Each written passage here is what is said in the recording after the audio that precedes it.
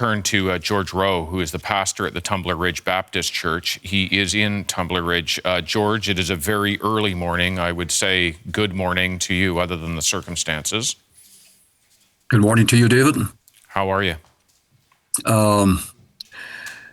It's a big question. Just dealing with it, trying to cope with it. It's been a restless night for sure. And we'll get through this. George, we've been showing people the geography of the community and how everything happened in such a small triangle almost. The secondary school is in one place, the health center next door, and the community center right in behind the high school. I understand you were at that community center as families were gathering to find out anything about their loved ones. What was it like inside that building?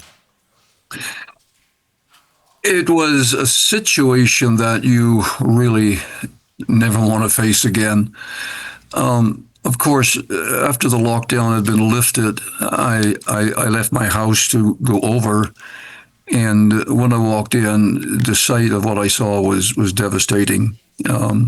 Many parents just waiting for the news on whether their child had survived the shooting or not. And while the medical people were doing all they could in the background with those who were injured, the RCMP and their staff were with the parents trying to explain, but could not release the information as to whether their child had survived or not. And that in itself was absolutely heartbreaking. And several hours had passed since the shooting, so you can imagine, or at least try to imagine, what the parents were going through. Like, did my child survive, or did he or she not survive? And that was very, very difficult to deal with. Did you hear any explanation from the RCMP about why they weren't able to sort of reveal that to these waiting parents in that room? Well, identification, of course, is very, very important. There's protocol and procedure to be followed here. And I listened to a part of the conversation, and the gentleman giving that information as to why they could not release the name. He found it very difficult, and he knew the parents found it difficult to receive the information he was giving. But there had to be an absolute, unequivocal identification of the person. And they began to absorb that and began to understand that. And about 2 hours after I had left, I got notification that one of the victims had been identified. And I haven't heard since. I did hear last evening that it would probably be early morning or during today before other names would be released. George, we here at CBC News are not identifying a suspect because the RCMP have not yet identified a suspect. But you're in a small community. Is it something people are talking about?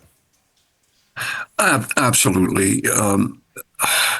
See, everybody here practically, they know everybody. And there's a lot of speculation. There's a lot of rumors out there for sure.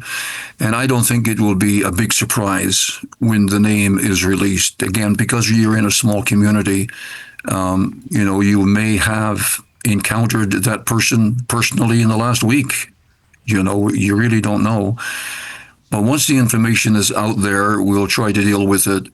And because the family of the person who committed this atrocity would also be going through a very, very difficult time, and we need to remember them in our thoughts and prayers as well. George, you've spoken rightly about how this is impacting so many other people, but I want to ask about you because your kids went to this school. You were a substitute teacher in this school.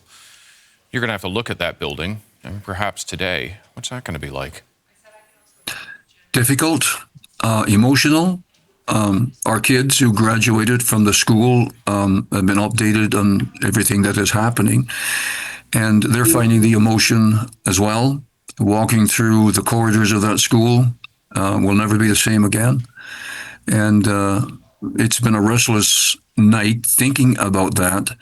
And every time I look at that school, of course, it will bring back some fond memories, but the atmosphere will be changed forever. And just learn to deal with that and kind of move on.